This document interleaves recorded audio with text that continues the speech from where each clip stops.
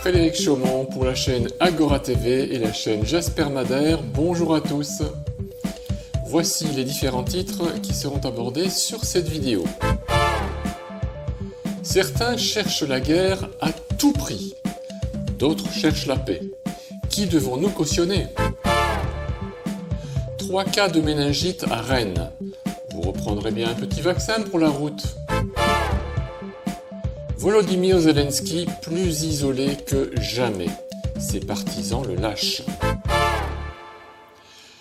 Il est assez frappant que le président américain Donald Trump soit autant désapprouvé par la population française, bien que ce dernier soit bel et bien assis à la table des négociations de paix avec le président russe Vladimir Poutine. En outre, l'ex-président Zelensky, après avoir fait son petit caprice d'enfant gâté dans le bureau ovale face à Donald Trump, se décide enfin à négocier une solution de paix. Il sait qu'il n'a pas le choix et on lui a dit très justement qu'il n'a pas les cartes en main. Trump et Poutine sont bel et bien occupés à chercher une solution de paix pour en finir avec cette guerre stupide de l'Ukraine contre la Russie, alors que ce conflit n'aurait jamais dû commencer. La classe politique et médiatique n'en parle évidemment jamais. Et c'est donc Geoffroy Lejeune sur CNews qui exprime son sentiment sur cette étrange situation. Je suis frappé par une chose qu'elle vient de dire, c'est en effet cette absence d'équidistance de la part de la classe politique française vis-à-vis des États-Unis, c'est-à-dire qu'ils ont été adorateurs de Biden parce qu'il avait battu Trump, adorateurs de Kamala Harris qui était exceptionnelle, géniale, vous allez voir ce que vous allez voir, il s'avère que c'était pas une très bonne candidate, et ils sont très très très radicaux vis-à-vis de Donald Trump. Normalement la position française c'est pas ça. Et moi je suis choqué par une chose, pardon parce que Olivier me disait tout à l'heure, est-ce que je suis le seul à être choqué?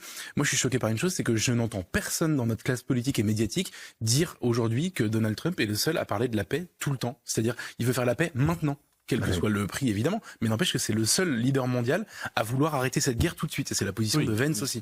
C'est formidable, finalement, tout le monde n'est pas aveugle ou muet dans les journalistes de CNews. Mais il ferait bien d'être prudent pour que leur chaîne ne soit pas fermée. Nous savons dorénavant qu'une chaîne peut facilement baisser le rideau, comme C8, si celle-ci ne plaît pas à notre ennemi préféré, Emmanuel Macron. Aujourd'hui, nous nous trouvons à un tournant tragique de notre histoire. Un homme, un seul, a décidé de précipiter la France dans l'abîme. Emmanuel Macron, cet imposteur aux mains tremblantes, cet homme sans honneur, sans courage et sans scrupules, s'apprête à sacrifier des millions de vies sur l'autel de son ambition maladive. Il veut la guerre, pas une guerre nécessaire, pas une guerre défensive, non, une guerre absurde, une guerre gratuite, une guerre contre nos voisins qui n'ont jamais commis aucun crime, sinon celui d'exister. Et pour quelle raison? Pour satisfaire l'ego malade d'un despote aux ordres de l'Union européenne qui est elle-même soumise aux plus riches de ce monde. Il cherche à convaincre par la peur que la ligne de front russe n'est plus très loin de la France. Mais où a-t-il vu ça? Comment un mensonge peut-il être aussi énorme de la part d'un homme qui se considère comme le président de la République?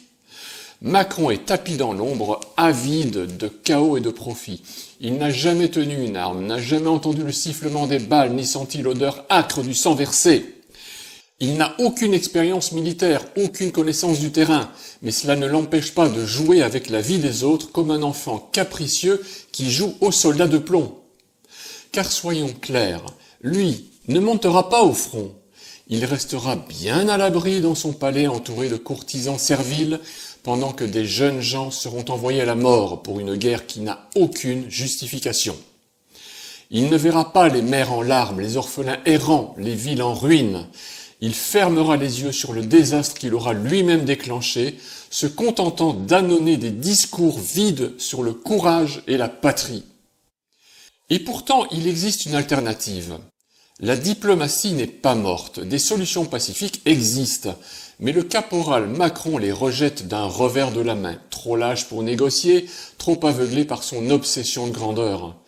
Un homme sensé construirait des ponts, lui ne rêve que de creuser des tombes. Nous ne pouvons pas laisser cet homme mener notre pays à sa destruction. L'histoire jugera ceux qui auront suivi cet insensé dans son aventure meurtrière. L'histoire se souviendra aussi de ceux qui auront eu le courage de dire non. Non à la guerre inutile, non au sacrifice absurde, non à la folie d'un seul homme. La France mérite mieux, notre peuple mérite mieux, il est encore temps d'empêcher l'irréparable. Malheureusement, nous sommes réduits à constater que les Français ne réagissent toujours pas face à tous ces scandales à répétition. N'ont-ils pas encore compris que, non content de ralentir ses excès, Macron accélère dans sa rage de belliciste pour mener la France à sa perte ?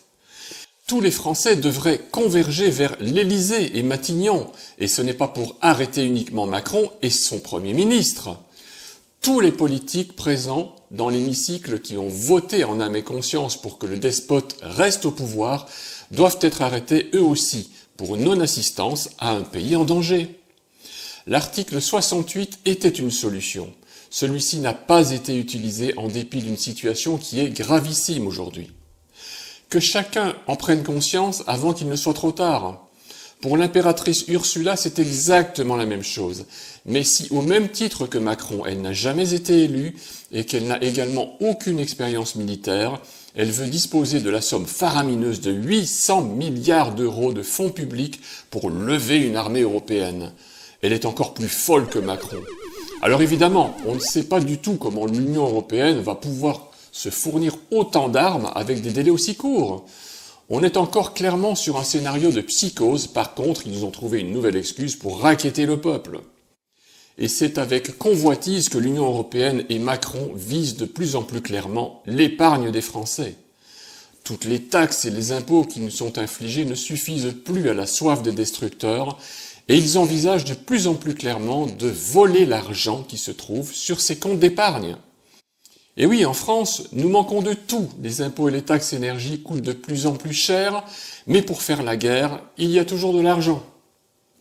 Les nouveaux dictateurs veulent utiliser cette ressource pour nous détruire par le déclenchement inéluctable d'une troisième guerre mondiale. Bien entendu, à l'instar du kéké rose, Emmanuel Macron, vous ne verrez jamais l'impératrice Ursula mener les troupes européennes au front. Non, évidemment. Ce n'est pas bon pour la mise en pli. Elle restera toujours dans son bureau feutré du Parlement européen. Elle arborera toujours ses petits tailleurs aux couleurs chatoyantes et un sourire convenu. Tous ces monstres bellicistes veulent faire la guerre à tout prix, mais ils ne veulent surtout pas aller à la guerre. Ah ben non, ils vont laisser ça aux gueux, ceux à qui ils vont d'ailleurs bientôt vider les poches. Parce que ça coûte cher les guerres, vous ne vous rendez pas compte. Et pour les vaccins, où en sommes-nous ? Vous pensez qu'ils nous oublient ? Vous reprendrez bien une petite pandémie pour la route. En Ille-et-Vilaine, vaccination de masse lancée pour 100 000 jeunes au pas de charge. L'ARS et le ministère de la Santé sont sur le pied de guerre. Dans la métropole de Rennes, des équipes mobiles vont se charger d'injecter un vaccin pour tous les 15-25 ans. Ils espèrent en convaincre 100 000. La raison ? Un prétendu cluster de méningite de 3 personnes seulement. La solution ? Jusqu'à un demi-gramme d'hydroxyde d'aluminium qui compose les vaccins Bexsero de GSK et Trumenba de Pfizer. À refaire 2 fois. Cela commence lundi 3 mars à l'école de commerce et puis dans les gros campus, Beaulieu, Villejean, Centre Kerlan. Et elle doit durer jusqu'au 19 mars, suivie d'une deuxième dose du 1er au 6 avril. Quels sont les risques de la vaccination ? La vaccination contre la méningite peut avoir des effets graves. Il y a 10 ans, pas moins de 150 familles ont poursuivi en justice les fabricants du Méningitec en 2014. Cibler les étudiants rennais fait penser à un test de soumission. C'est une affaire à suivre, nous vous tiendrons bien sûr au courant sur nos prochaines vidéos. Retour sur le front en Ukraine. Depuis cette confrontation historique qui a eu lieu à la Maison-Blanche entre Donald Trump et Volodymyr Zelensky, de nouveaux événements font leur apparition sur la politique interne de Kiev. Les députés ukrainiens ont demandé à Zelensky de bien vouloir prendre du recul. Et ce sont ces mêmes députés qui ont rédigé un message d'excuse à l'attention du président Trump pour lui demander d'être clément avec le peuple ukrainien. La réception de ce message a bien été confirmée par l'intéressé, Donald Trump, qui explique qu'il est satisfait par cette démarche qui permet une nouvelle approche diplomatique plus apaisée. Mais il semble bien que pour être en conformité avec la constitution ukrainienne, ce soit le porte-parole du Parlement ou président de la Rada d'Ukraine, Rustan Stefantchouk, qui a toutes les directives sur les droits de décision présidentielle pour permettre au pays de fonctionner. Zelensky, très clairement, n'a pas le pouvoir absolu dans son pays. Il a des comptes à rendre et se retrouve de plus en plus isolé et désavoué par son propre peuple, surtout depuis qu'il enrôle de force ses citoyens pour aller se faire tuer au front en Russie. Donc pour lui, adopter la posture et la volonté de refuser un cessez-le-feu n'est plus acceptable pour les États-Unis et pour l'Ukraine. Le rétropédalage devient dès lors inévitable. Zelensky ne pourra pas suivre ses envies belliqueuses, mais va être obligé de mettre de l'eau dans son vin. S'il y a encore beaucoup de Français qui continuent à croire que Emmanuel Macron et l'Union européenne sont là pour le bien-être des citoyens, de plus en plus de ces mêmes citoyens se réveillent enfin. Il est même très agréable de constater que certaines personnes ont décidé de les moquer à l'extrême en imaginant un scénario dont nous rêvons tous, envoyer au front ceux-là même qui prônent la guerre envers et contre tout. Ne serait-il pas agréable de voir Macron, alias le kéké rose, dans une position inconfortable de combattant, mort de trouille à l'idée de se faire tuer? Cette situation serait tellement plus normale. En outre, ce scénario comique permet à tous ceux qui l'ont partagé de passer un agréable moment, car nous avons tellement besoin de nous défouler sur ces personnages infects. Manu, Zelensky, Ursula, Nathalie Loiseau, Jean-Noël Barrot, le panier de crabes, tout de rose vécu, ils sont ridiculisés, c'est agréable et ça fait du bien. Mais n'oublions pas que ce scénario n'est actuellement qu'un rêve. Il va falloir réellement mettre les bouchées doubles et trouver d'autres stratégies d'attaque, comme les pétitions, les manifestations, les lettres recommandées, etc. Pour se débarrasser de tous ces malfaisants, il va falloir réellement se lever et arrêter chacun d'entre eux, comme nous vous le disons depuis des années. Ils ne s'arrêteront que si nous les arrêtons. C'est une nouvelle page historique qui doit s'ouvrir. Donald Trump a donné la première impulsion, mais il y a bien des choses qu'il ne fera pas pour nous car ce n'est pas son rôle. Il nous indique la voie par sa recherche manifeste d'une solution de paix, à l'inverse du kéké rose qui veut la guerre à tout prix. La balle est dans notre camp. Défendons notre liberté, notre souveraineté et notre avenir. C'est un devoir moral vis-à-vis de nos prochaines générations. Je me permets donc de vous rappeler une fois de plus l'article 35 de la Constitution du 24 juin 1793.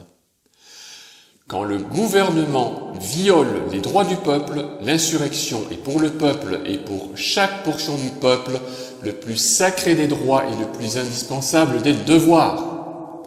Chères résistantes et chers résistants, il est plus que temps de se lever et d'agir. Je vous dis à très bientôt.